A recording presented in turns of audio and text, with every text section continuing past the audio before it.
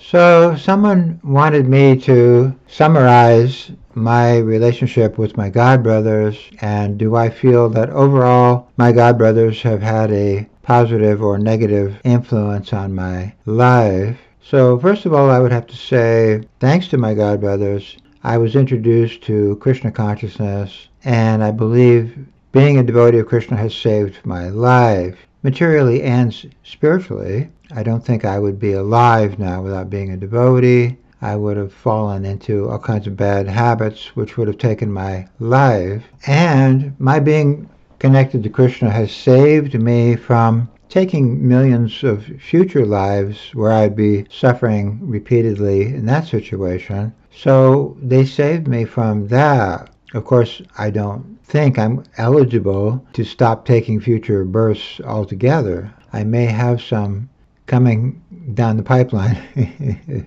But I am connected somewhat to Krishna, that's for sure. So am I 1/2 of 1% connected, or 10% connected, or what? Who knows? I don't know. But I am connected somewhat. So I'm a little bit plugged into the current, the electrical current of Krishna consciousness, and that has saved and helped me and given me a lot of joy and satisfaction as well. So I can't deny that, and I can't deny that my God brothers had something to do with helping me attain that, which is all good. But simultaneously, many of my God brothers, I believe, swallowed the Tamal poison pill. It was a poison pill, and that poison pill destroyed ISKCON and destroyed many of my God brothers, and would have destroyed me as well. But somehow or other, Krishna saved me from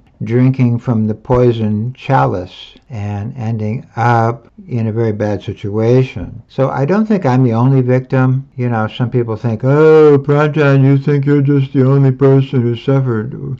Oh, you have some kind of a complex about suffering. Well, no, not really. I think a lot of my God brothers suffered, and a lot of them died prematurely, and I just would have been another one of those people who died prematurely.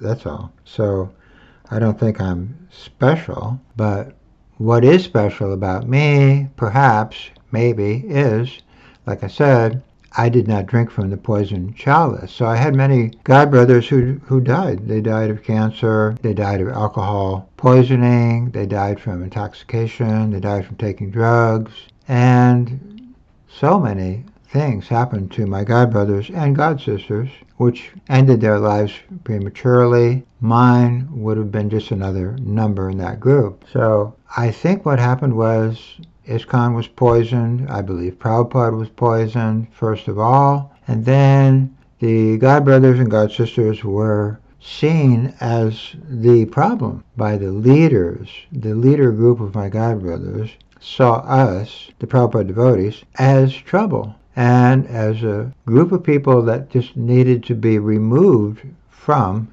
ISKCON, because we were going to worship Prabhupada. They didn't want that. They wanted to be worshipped themselves. They wanted to make the kingdom of God into their private little enterprise.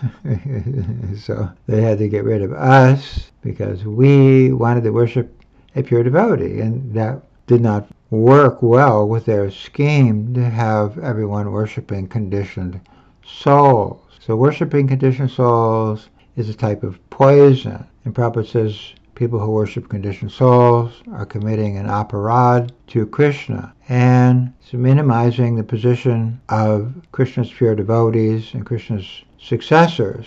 We can't say that Krishna's successors are contaminated. That simply is not possible, because Krishna's all pure. His successor has to be all pure. And Sulochan used to say that finding out your guru is not pure is like finding out that there was a dog manure in your sweet rice. So nobody's happy to find a dog manure in their sweet rice. That is something obnoxious and horrible, and no one wants to come to that situation. So the trouble started when I was in England with Jaitirtha, and Jaitirtha was a god brother, and many of my other god brothers went along with the idea that Jaitirtha is the sum total of the demigods. He is Krishna's appointed successor. He is a resident of Vaikuntha, and he should be worshipped as good as God, and we're going to put his picture on the altar because he is now a member of Krishna's eternal parampara. And Jaitirtha was saying he descended from Vaikuntha with a few other people, like his wife and Rohini Nandan.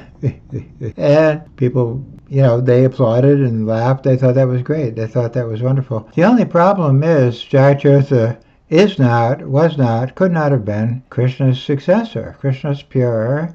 His successor must be also pure. So anyway, Jaitirtha had a lot of problems before he even came to England. He was engaged, supposedly, allegedly, in some lusty pastimes in Los Angeles, which got him into trouble there. And people knew he was not pure deep down, but they just wanted to promote him as a pure devotee because that, at the time, was the social conditioning that had been created for ISKCON. So Prabhupada told us be very, very wary about these little tricks of Maya, where we will try to make false gurus. It doesn't work. But most of my godbrothers at the time thought, we're just going to tell this lie so many times, it'll be true.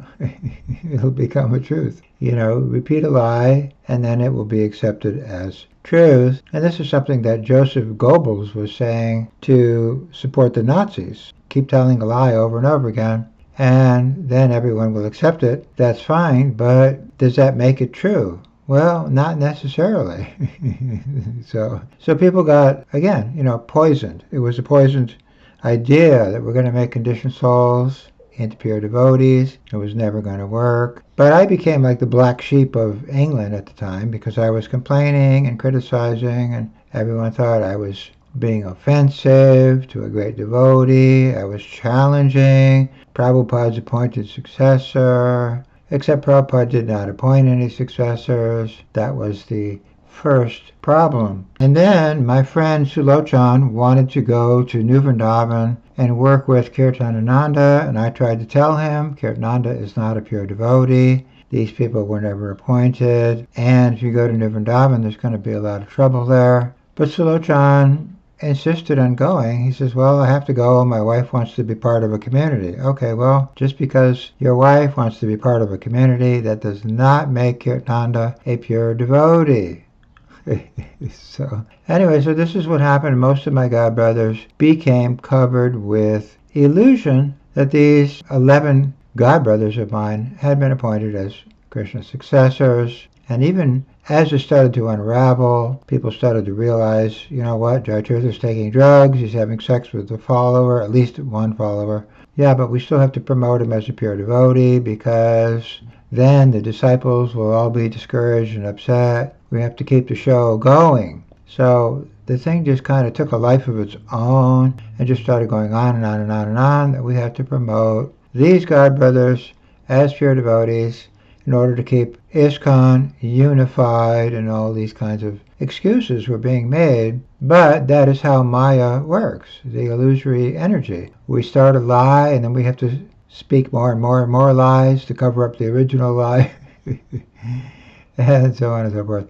And it just snowballs and snowballs and snowballs onward and becomes a worse and worse and worse situation. So the poison pill had been taken by most of my godbrothers, and now they were all convinced we have to promote the false 11 gurus because that will keep ISKCON united. And Sridhar Maharaj had become the advisor of ISKCON at the time, and he was saying the same thing. Don't disturb the faith of the new people. Now they're worshiping Jaitirtha. We don't want to make a disturbance by declaring that Jaitirtha is not a pure devotee, and there had not been any appointment of gurus. So the big lie found supporters from the Gaudiya Math, like Sridhar Maharaj, and later on Narayan Maharaj, and others. They all supported this, what I call the big lie. Jaitirtha is not a guru, was not a guru, could not have been a guru. It doesn't matter how many people lie about that. It never made him a guru. Now, I happened to be standing in line behind Vipramukhya and Danavir one time, and they were looking at a picture of Jayatirtha in the Back to Godhead magazine, and they were making fun of it, and they said, oh, look, it's just Jayatirtha. What about the other 10 gurus? And if I came to ISKCON now and I was told I have to worship Jayatirtha as my guru, I would never join ISKCON. So now we're starting a club. There's going to be the elite Prabhupada disciples who were initiated while Prabhupada was here, and no one else is going to be able to join that club. It's going to be an exclusive club. So this exclusive idea has spread all over to many or most of my godbrothers. You know, they argue with me all the time. Well, Prabhupada can't be the guru for people now. But, yeah, if I had to worship these guys, I would never have joined ISKCON in the first place. Okay, well, then basically you've just killed off ISKCON. Nobody can worship Prabhupada anymore. That's no good. You got to find a living guru. Okay, well, that's what they're doing. They're leaving ISKCON. They're going to Narayan and Sridhar and Gaudiya Math and this guy, that guy. Mother Amma came here, and a whole bunch of ISKCON people went to see Mother Amma. So, yeah, we can't worship Prabhupada. Go find another guru, and they will. They'll leave ISKCON. They'll go find another guru. So that is why ISKCON is an empty ghost town, because the devotees of ISKCON are telling people, go find a guru somewhere. Okay, well, I'm out of here. Goodbye. See you later. Don't need ISKCON. So they kind of made a bad advertisement for ISKCON.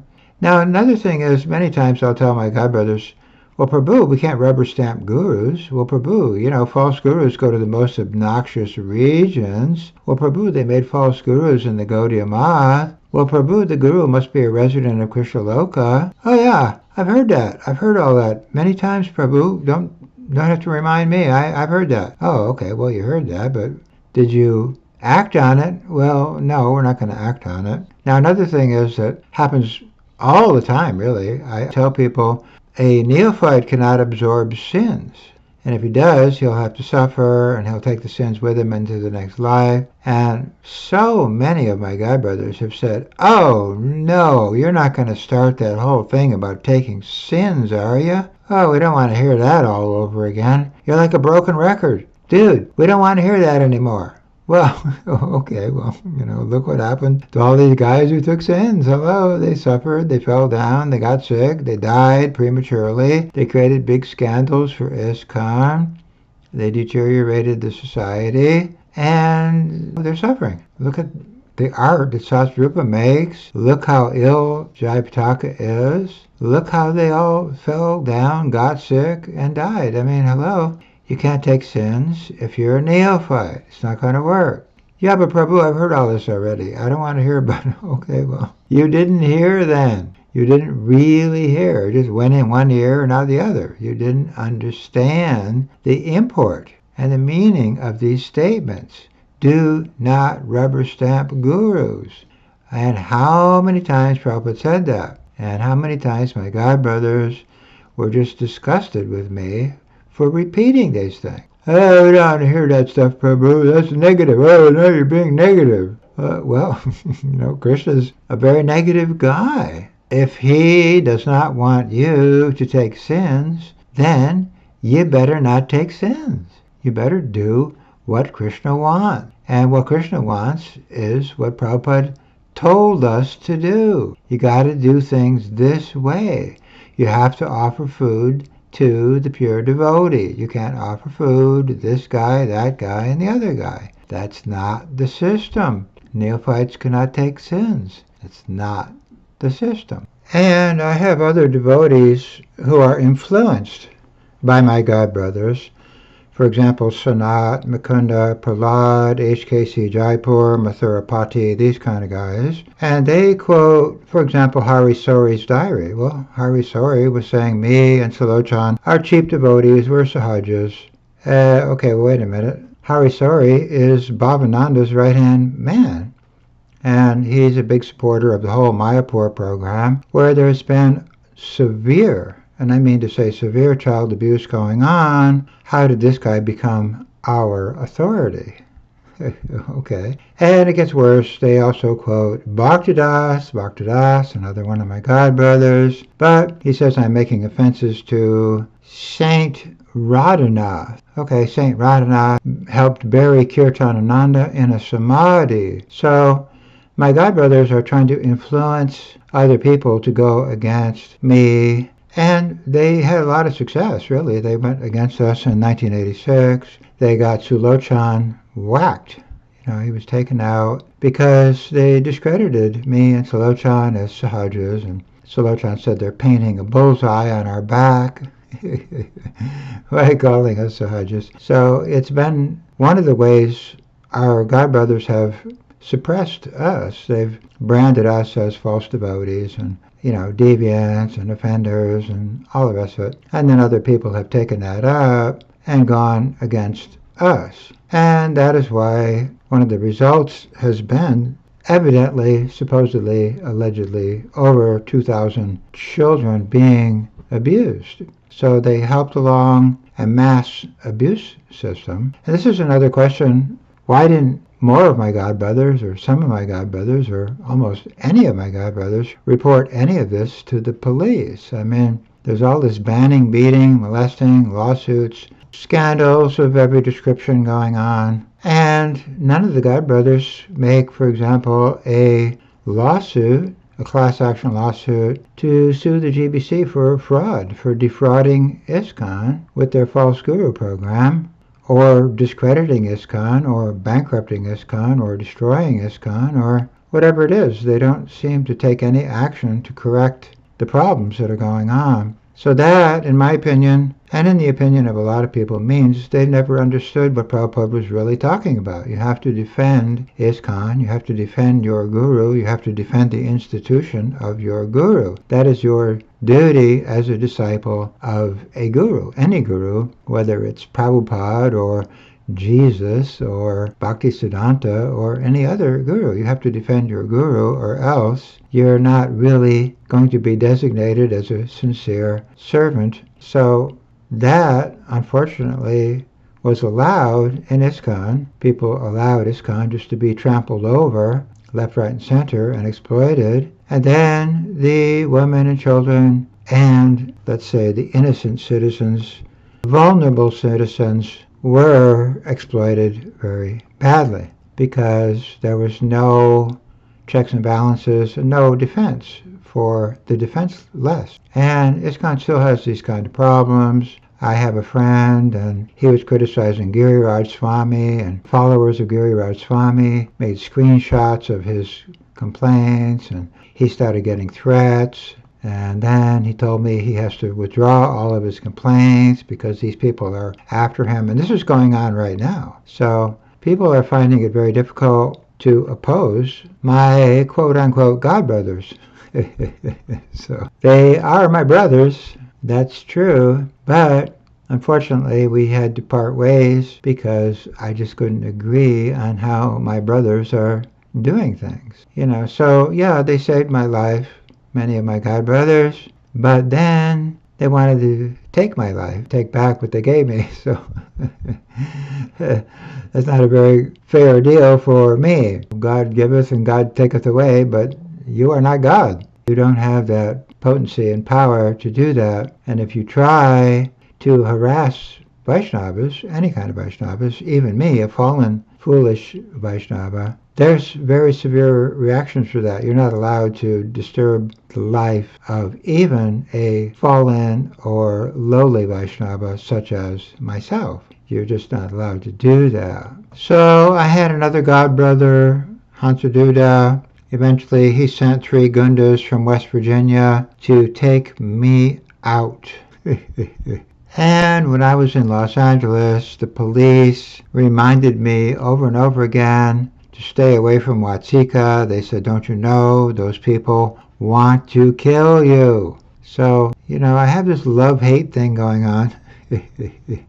Lots of love, lots of hate. And it's very similar to what happened to Prabhupada, really. Prabhupada told us his godbrothers might try to harm him or worse. His godbrothers were very envious of him, and They wanted to attack him in so many ways. So this is the nature of the material world, especially in Kali Yuga, your own god brothers, quote unquote god brothers. They might try to harm you, take you out. There was an incident in the Gaudiya Math where Sridhar Maharaj and Madhav Maharaj and Professor Sanyal supported a false guru, Ananta Vasudev. And Prabhupada told us that Professor Sanyal died early. And he said the reason Professor Sanyal died early was Krishna took him away. And Krishna took him away because he had been making offenses of supporting a false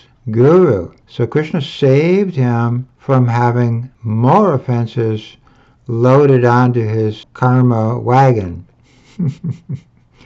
And so Prabhupada told us that out of most of his godbrothers, or many of his godbrothers, Professor Sanyal was more advanced. He was more advanced because Krishna took him away so that he would not further himself in more offenses and go down further into a, let's say, bad future birth. So, very unfortunately, I see something like that happening around ISKCON, but it's in a very slow motion kind of action where many of my godbrothers are leaving their bodies, let's say, earlier than they should have. And oftentimes they have fatal ailments like cancer, things like that. So I think Krishna's taking them out, and he's cleaning up the situation in different ways. But he's also showing us that if you make offenses, and I think supporting false gurus is an offense, that Krishna will not be happy with that, and he might terminate your life earlier than normal just to help you out. That's Krishna's way of helping. Because someone was saying, well, Pranjan, Krishna's being cruel if he's giving cancer to all these devotees. Well, maybe, but what if it turns out he's ending the life of many of these people prematurely so they will not have such a bad karma on their plate when they leave this planet. So maybe that's Krishna's way of giving them mercy, So it's hard to say, and it's hard to say that giving someone cancer is mercy. It's hard for me to even say something like that. But I think there's a lot of things that people just don't realize. They don't understand the gravity of the situation we're dealing with. We're dealing with Krishna, who is the supreme pure being. And if we mess around and we put impure people into the seed of Krishna's successor, that's a very severe offense to Krishna, and it's intolerable in so many ways to Krishna's higher authorities, and there are reactions that happen. So I think a lot of devotees are getting a reaction, a lot of my godbrothers, and I feel very sad for them, my godbrothers, my godsisters, who have had to suffer in so many different ways and even leave the planet untimely. Very sad, but everything's in Krishna's hands. Krishna has his way of dealing with things. It's very sad, but Krishna is very strict. And we can't just say, okay, we're going to put some fools in Krishna's Vyasa seat and there's not going to be any problem. It's going to be all kinds of problems. I mean, seriously, we have to anticipate that, yes, as a matter of fact, there will be problems, and there will be many severe problems, in fact, for individual people and for ISKCON and for just the whole world, really. There will be a reaction for doing these kinds of things. But anyway, the good news is some of my godbrothers did help me. Some of my godbrothers do get it. More of my godbrothers are getting it now, so I have to give them some credit. They're catching up, and they're saying, well, wait a minute, what happened here? We neglected Prabhupada, we neglected emphasizing Prabhupada, we tried to make a false situation, and it was destined to fail. It has failed, and now we got to pick up the pieces and move forward by promoting Prabhupada. So I consider all ISKCON devotees to be my God brothers, whether they're initiated directly by Prabhupada or indirectly or whatever it is. They're all Prabhupada's family, in my opinion. So they're very dear to me, very important to me, and I don't want any of them to suffer unnecessarily. And I don't want any of them to get waylaid and miss the opportunity of being a follower of a pure devotee, because that's the only way you're going to get liberated from this world. Very unfortunate, but there's the straight and narrow path. All other paths just take you over a cliff. There's no other. You can't cheat on the system. There's the straight and narrow, there's the cliff. There's no plan B or no option B or no nothing else. You have to serve Krishna. You have to serve as pure devotee. You have to surrender to his pure devotee. You have to accept the pure devotee as your spiritual master. It doesn't matter if you were initiated officially, not officially, or whatever. That does not matter. You have to take shelter of the pure devotee. So, in essence, what happened in ISKCON is some of my godbrothers deviated, and a number of other godbrothers just abandoned the ship. And a similar thing happened in the Gaudiya Math. Prabhupada says one party deviated, one party left. Both parties are asara, or useless. So both parties suffered, and that's what happened. The godbrothers who deviated suffered in so many ways, and the godbrothers who left and abandoned the ship have also suffered in so many ways. And all of this is the result of not hearing. Prabhupada says, my only qualification is I heard what my guru was saying. And the godbrothers of mine who deviated and the godbrothers of mine who abandoned the ship had not heard properly. You can't abandon the ship either. That is not good. Inaction is an action. So many of my godbrothers said, oh, well, I'm just not going to bother. Well, okay. If you are not going to bother helping Krishna, Krishna is not going to bother helping you. That's just the way that karma rolls around. Anyway, I hope this helps. All glories to Srila Prabhupada.